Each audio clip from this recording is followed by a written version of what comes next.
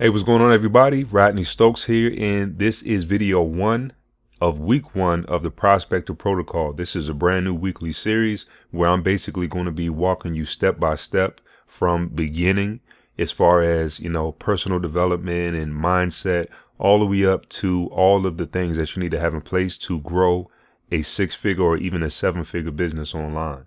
And so again, this is video 1, week 1, and the very first topic that I'm going to be discussing is detecting and removing limited beliefs. I'm going to just tell you my experience. I'm not an expert in psychology, even though over the past 10 years, I've studied a lot of this stuff. I'm just going to share my story and how I came to grow my business online. And so a brief summary of how I started, as you can see, and some of you may already know my story, but I started off as an athlete. I played basketball the majority of my life, played college basketball. I had dreams of going further and having a professional career. I graduated in 2011. And for those of you who, watch basketball or even just heard, that was the year of the NBA lockout. And so what happened that year is all of the NBA players were basically on strike. They said, I don't want to play basketball until you, give me a bigger salary or whatever the case was. And so they weren't playing NBA basketball. So a lot of them left to go overseas, and they took all of the overseas spots. So guys like myself who signed a 3-year contract with an agent, he basically just gave me the cold shoulder. I didn't hear back from him. He wouldn't return my calls. He was trying to, become representation for NBA guys, right? And he couldn't shop me around anywhere else. And so basically all my mindset was at the time was, I want to play ball. I want to play ball. I'm going to get back on track to playing ball. And so I had to do a lot of odd jobs, because the thing about playing overseas, even maybe in the league, I'm not sure, but playing overseas for sure, you cannot be tied down to something, because you can get a phone call in the middle of the night saying, hey, we need you in Italy 2 days from now. Your ticket is on the way. Right. So if you have a career, you have a job, or even if you have a family, it puts a lot of restraints on what you can actually do and live a comfortable life in the meantime while you're in limbo. So I had to go get a lot of odd jobs. I worked as a direct TV tech, as you can see, a Comcast salesman. I catered food. I did food delivery for a catered company, I should say. I was a warehouse driver. I sold DVDs at the flea market, as you can see in that image right there. So this was 10 years ago, and I'm just trying to feel my way around and make some money, because I'm thinking, the phone's going to call any minute, right? But the phone didn't ring, and guess what? I had to figure out another way to do it. So then I thought to myself, why don't I figure out how to make money online? So just like a lot of you, I went to Google. I said, hey, there has to be a way to make money online. And if I can really live this laptop lifestyle, then that will be the perfect scenario for, the lifestyle that I was living at the time, which was in limbo. And so from there, I started, plugging into different programs and learning from different people on YouTube or wherever I can find some information and some value. I was there. I became obsessed with it. I finally started getting a little bit of results, enough results to where I can get an apartment. So you can see the picture on the right is my office / studio / apartment, because I did a lot of my training videos from that computer right there. That was my 2-year-old son at the time. So I was able to barely cover the rent. So my rent at the time that year was $969. And you can see right here in this image, I just crossed $940 for the end of that month. So I was always barely getting by, right? And I had a kid to take care of. And so what I had to realize about myself was that the mentality, the psychology, the thought process that got me to where I was at was not going to get me to where I needed to be or where I wanted to be. And so as you can see on this slide, I had some rough beginnings. My biological father was on drugs. He was in and out of jail. He was abusive. My mother left him and found my stepfather now, but I still grew up in a dysfunctional household. I grew up with a lot of yelling, a lot of cussing, fussing, and everyone living on edge and in survival mode. I mean, it was really bad, right? So to the point where it affected my social skills, it affected my confidence, and I had to figure out a way to make myself whole later on in life. But at that time, The only thing that got me by was basketball. And you can see right here, this is my biological father. He was actually in jail when we came to see him. That's me, the little fat boy right there. That's my sister. That's my cousin. She's actually an actress out in California now. She's worked with a lot of Hollywood people, Will Smith, you name it. That was my grandmother, and that was my other cousin, right? So again, the only thing that got me by was basketball. You can see right here, these were my two favorite basketball movies: Michael Jordan, Come Fly With Me, and Michael Jordan Playground. So again, I realized about myself, I did not have the skills. I did not have the program to go to make presentations, to get on webinars and to do these different things that I saw other people were doing to be way more successful than where I was at the time. So I remember back in 2008, right before we went to the NCAA tournament, and we played Oklahoma. I played Blake Griffin and his brother. It was a big thing. And our coach was trying to pump us up and really get our minds geared to being winners and being successful, because we were definitely the underdogs. And so he took us in a room and he put on a movie, and the movie was called The Secret. And that was the first time that I was introduced to personal development, first time that I ever heard of the law of attraction or any of that stuff, right? And so I went back to my dorm room. At the time, I was burning movies. I actually got in trouble for that later on, but I was burning CDs and DVDs and stuff. And I burnt that movie on my laptop, and I just watched it over and over again. And I just looked up to Bob Proctor.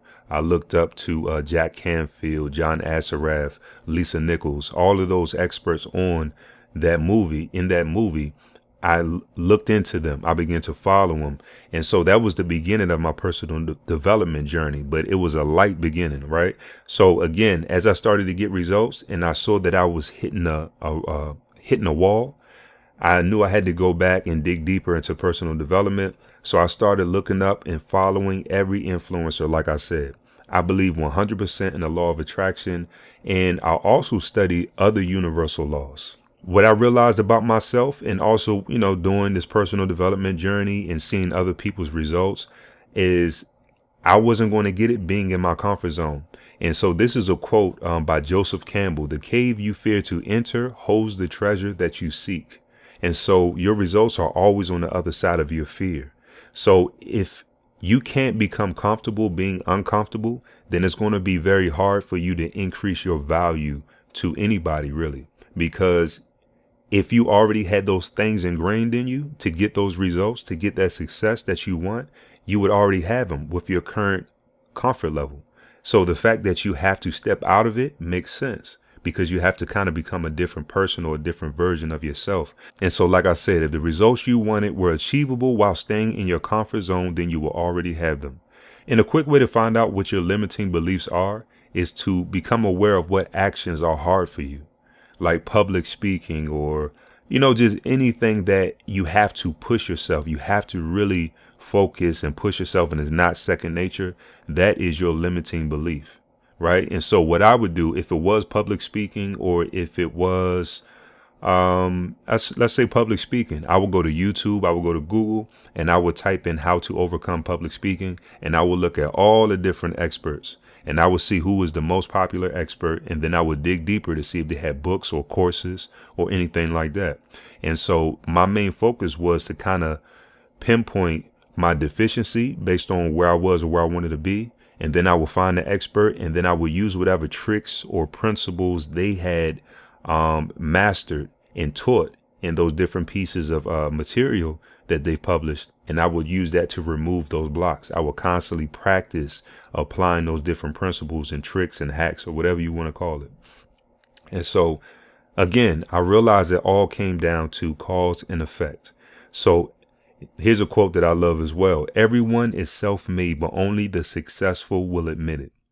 And think about that one. So basically, when we're successful, where we're making 6 figures, 7 figures, whatever the case is, we can run around and say, "Oh yeah, I'm self-made. Nobody helped me. I did this on my own and I had to push through." But on the same note, if you're unsuccessful, or even before you started your journey into entrepreneurship or online marketing or whatever, you were already responsible for those results as well. So, like I said, everyone is self-made, whether you're successful or you're unsuccessful. You still created that for yourself. And I'll get into that later on in the series, but it's a tough pill to swallow for some people, but it's very, very deep when you can have self accountability and say, yes, I take responsibility for good or bad. Instead of feeling like I was at the mercy of the reactions or the effects of my world, I began to audit and change my actions. Think about it. Every action has a reaction. So there's a lot of people running around in the world, and I was one of them at one time, and I still do from time to time. We'll see a certain reaction from someone that we didn't like, and we'll say, well, I don't like that person's vibe or whatever. Maybe, you walk past them and they try to say hi to you and they felt you blew them off, but you didn't notice. So next time around, you see them the next day and they kind of act a little funny towards you. And in your mind, you're saying, well, that person is funny acting. Something's not right, or, that person seems a little fake or off today. But you don't know that you caused a reaction. You're seeing the reaction, but you don't know the action that caused that to occur, right? And so that really comes down to mindfulness. When you really start to audit and be mindful of every single thing that you do that cause a ripple effect, right? And then that way you can kind of change the action, you change the reaction, you change the input, you change the output. It's very, very simple. And I begin to look at success as a science. So a science is basically anything that you can repeat when you follow the same protocol. It doesn't matter who you are. It doesn't matter black, white, big, tall. If I map out certain success steps, like have a sales funnel, follow up with your leads, always be closing. If I tell you certain frameworks that work for me and you apply the same exact effort that I did, chances are that they're going to work for you as well. And so once I realized that, I wanted to change every single thing about me that I believe caused the wrong effect to happen. And so what I began to do was I began to dive in even more to personal development. Now, in order to put this slide together, I went through my Audible account where I had 50 something different books in there, but I broke it down to my most favorite 8 books that I can just listen to over and over again. The first one is The Power of the Subconscious Mind by Joseph Murphy. The second one is Breaking the Habit of Being Yourself by Dr. Joe Dispenza. And that's my favorite guy right there. Joe Dispenza, also Bruce Lipton, Greg Braden. But anyway, The Genie Within, Your Subconscious Mind, How It Works and How to Use It by Harry Carpenter. A great book. I gave that to my son at the beginning of this year to read. The Isaiah Effect, Decoding the Lost Science of Prayer and Prophecy. Very, very powerful book where Greg Braden breaks down what was taken out of the Bible purposely so we wouldn't really access our creative abilities, right, in order to kind of manipulate our world, the world around us. He breaks that down very, very well. Psycho-Cybernetics, I'm not going to say very old, but it's been around for a long time, and I think they redid it once or twice. But by Maxwell Maltz, very, very good book. He was I believe, a plastic surgeon, and he realized that some of the most beautiful people were constantly coming in saying, I need you to fix this on me, or I need you to fix that. Kind of like how Michael Jackson did. I want my nose smaller or whatever, when people get obsessed with plastic surgery. And he began to kind of he began to ask the question, what is that makes a person see themselves in a different light? Because these people are drop dead gorgeous, or, they have perfect cheekbones or whatever the case is, but they want it to be changed and they keep coming back. And so he realized that our subconscious mind is so powerful that no matter what you look like on the outside, your self-image will always be what you are trying to match up with. So if I was a 500-pound guy and I drop weight, and then, I drop down to my size right now, when I look in the mirror, I might have body dysmorphia where I still see literally 500 pounds on me and I'm not happy. I'm not satisfied. I might want to diet more or whatever the case is. So the subconscious is very powerful. And he broke that down beautifully on how you can flip the script and apply that to get what you want out of life. The As If Principle, one of my favorite books, hands down, top 3 favorite books. You always hear people say act as if, and you're going to manifest it, right? This book really breaks down how that actually works and how powerful your mind is and how you can guide it, to get the results you want.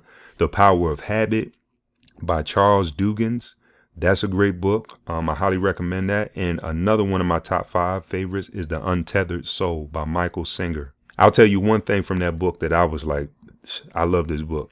He said, if you want to figure out why it is that you do something in particular, doesn't matter what it is, try going without doing it and see what happens. So that might sound simple, but for example, if I'm a coffee lover, and somehow, I found myself 10 years after I had my first coffee obsessed with it. And I think, okay, well, why do I need a coffee? Why do I drink coffee every day? So I say tomorrow I'm going to go without drinking it. This might be a bad example, but it's the best I can do right now. Tomorrow I'm going to go without drinking it. So I wake up, I skip my cup of coffee. Next thing I know, I get real itchy. I get real jittery. I start to get little hives. I get antsy and I need to go for a walk, or I get real cranky with people. So at that point, it's not just that you like coffee, it's that you also get a physical response when you don't have it. So when we look at things about ourselves, about our personalities or whatever the case is, and we say, well, why am I like that? Or when did I get like that? It's what he teaches is not going to diagnose, how that happened, but basically he shows you how to uncover where these different habits and everything, this trauma and all of that comes from. And one of the quick tips is try not doing something and see what happens. You're going to get a physical or that monkey mind. All that chatter is going to start up in your mind. And another thing, another quote that he said that I love was, everything will be okay when and only when you're okay with everything. So a lot of times we try to control our world. We try to control our surroundings and what happens in our life. And when we can't control it, it makes us feel stressed, right? It makes us feel anxious and stuff like that. And so I think he said one of his students or someone asked him, like, how can I just be at peace? How can I be okay? And he said, you will be okay only when you're okay with everything. No matter what happens, no matter if it rains outside, no matter if someone cancels on you, if you're okay with that, you're going to be fine. Very basic but powerful stuff. So again, my favorite 8 books. If you have any titles, any movies, any documentaries, or anything that you would recommend, definitely put comments below. And again, this is week 1 of a brand new series, Prospector Protocol. And I'm just walking you through the beginner stages and basically starting to set our mind onto thinking, abundance, entrepreneurship. And then I'm going to be teaching the principles that you need to follow in order to get that reaction. Remember, cause and effect. Let's cause the effect to happen. Let's not be at the effect, at the mercy of life around us. Let's not think that we're helpless, right? You can cause an effect on the world, and you have to begin by being mindful and auditing all of your habits, all of your things that keep you from the other side, that keep you from those results. Once you make a list of those, and then you go out and you seek those experts who teach those principles, who teach those steps and those tricks and those hacks, then you're on your way of removing that block and unlocking that achievement on the other side. So I hope you got some value from that. I'll see you next week, where I'm going to be going further into the subconscious mind, how I begin to train my subconscious mind to get the results that I want, and also the process that I mapped out and I gave to others, and I've seen great results. So I'll be going more into that next week. Hope you got value, and I'll see you then.